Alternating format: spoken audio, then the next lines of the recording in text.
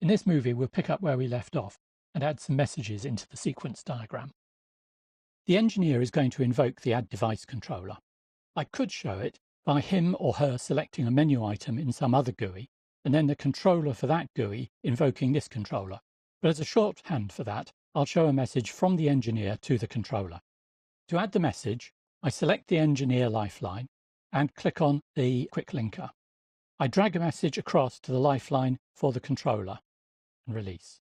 You can see it's added the execution specifications and a synchronous message by default. If we open the properties of the message, we can change its type. I could change it from a synchronous to an asynchronous message, but I'll leave it as synchronous. What I want to do here is reflect the fact that this is creating an instance of the Add Device controller. So in the Lifecycle drop-down, I select New, click OK. You can see now that instead of a synchronous message line, I've got a creation message line, and it goes to the head of the lifeline. Really, this should be the constructor for Add Device Controller class. So if I go into the properties, I can set the name. Now I could type in the name of the message here, but I could also select it from the operations of that class. If I click on Operations, it takes me to the Operations Properties dialog for Add Device Controller. However, we've only just added Add Device Controller, and it has no operations at the moment. So I can add that new operation here.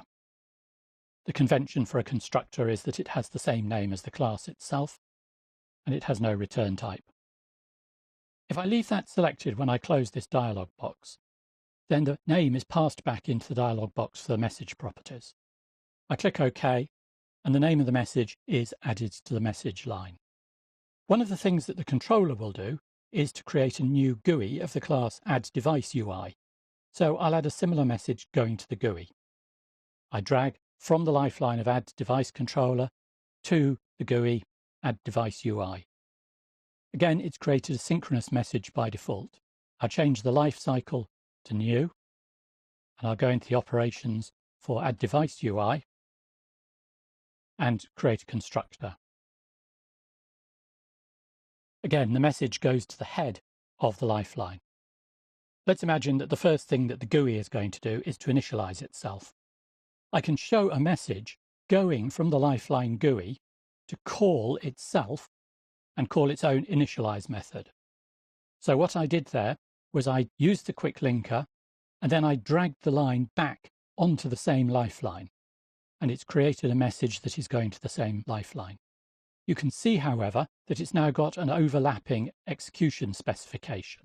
The existing execution specification is calling the initialize method, and the initialize method is then running before the previous execution has completed.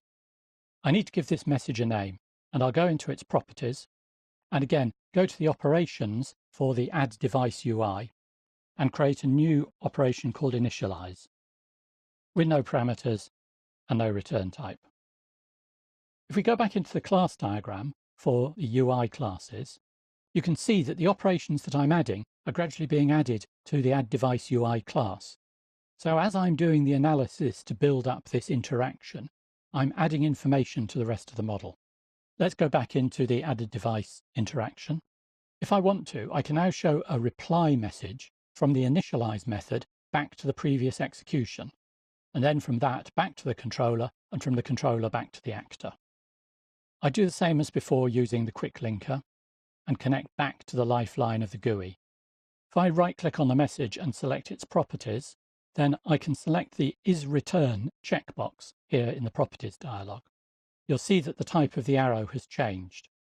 At the moment, however, it's returning from the first execution specification on the lifeline rather than from the initialize execution specification.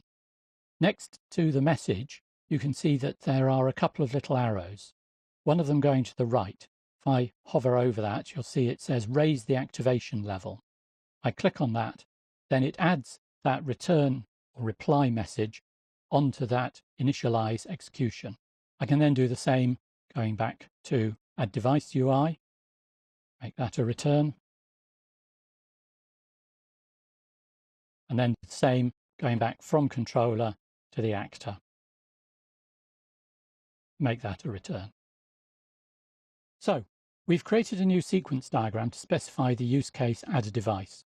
We've added lifelines for an actor and 2 instances of classes. We've used creation messages, synchronous messages, and reply messages. And execution specifications have been added to the lifelines where they receive messages.